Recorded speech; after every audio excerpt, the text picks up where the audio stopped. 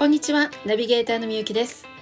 今回は神宮前にある小さなフランスで美味しい旅行はいかがでしょうか。ラフェデリースをご紹介します。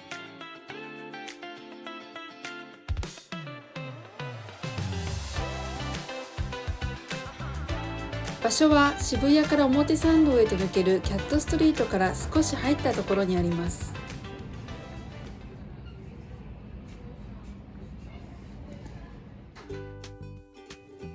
素敵でしょう。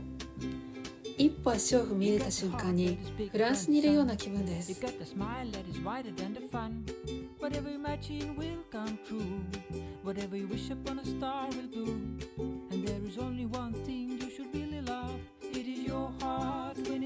店内ではオーナーがフランス・ブルターニュで集めたアンティークや食器たちに心が奪われます。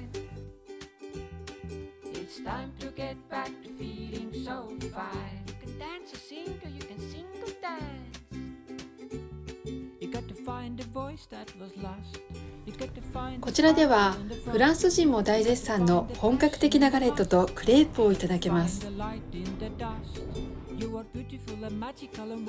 コースとセットがあり、どちらもガレットとクレープを1品ずつ選べます。私はランチセットにしました。ガレットは即決できたんですけれども、クレープは迷って結局キャラメルのクレープにシャンティーと呼ばれるフランスの生クリームのようなものを添えてもらうことにしました。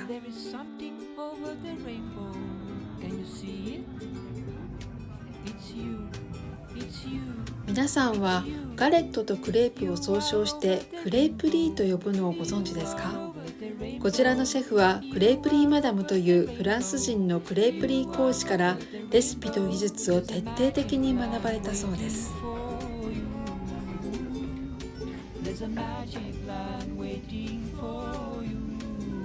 熱々のガレットが来ました。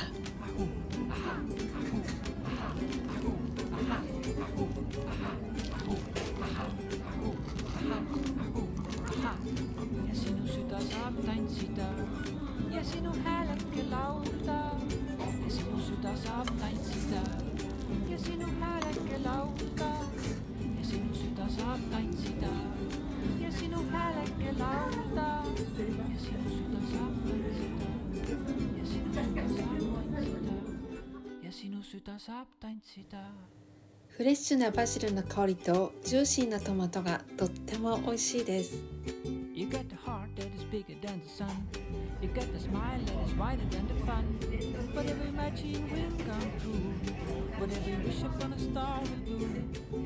続いてクレープの登場です。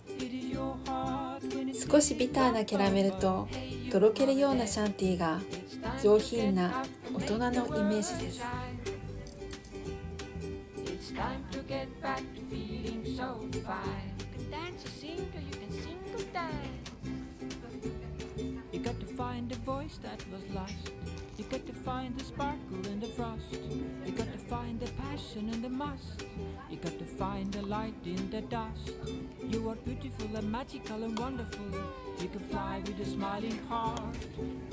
人気エリアとは思えないほどお店の周りは静かで優雅なひとときを過ごせました。平日のランチでも予約可能とのことです。